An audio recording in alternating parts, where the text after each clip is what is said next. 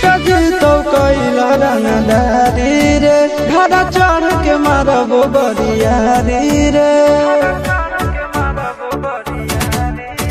छुटा जी तो कैला रंगदारी रे घर चढ़ के मारबो बरियारी रे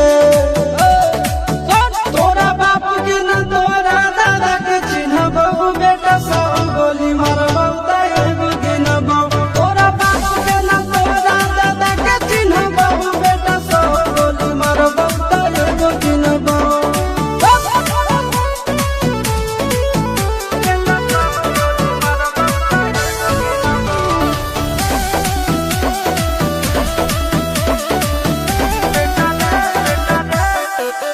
बेटा रे काटा से ठोक देबो चिमनी के भाठा में झोंक देबो देखबो कवन बाप बचैतौ तोरा प्रशासन के गाड़ी भी रोक देबो बेटा जी सुनो बेटा रे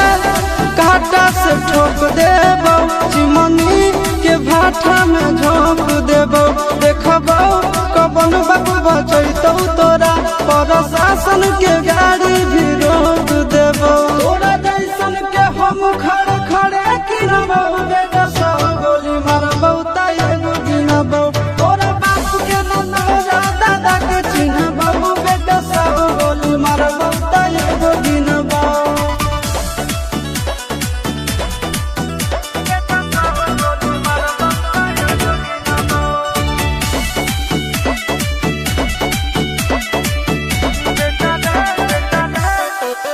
बेटा रे दौड़ा के बाजार में मारबो गोली तोर कपार में रंगदारी जे करभी बिहार में गड़ देबो गंगा जी किनार में इतना मार पड़तो न बेटा बेटा रे दौड़ा के बाजार में मारबो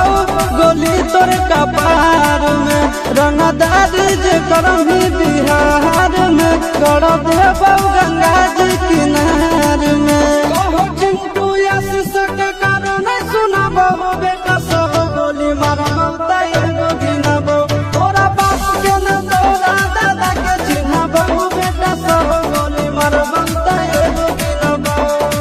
मारत मारत पिछुआरा लाल कर दे बेटा ध्यान से बाप इधर है।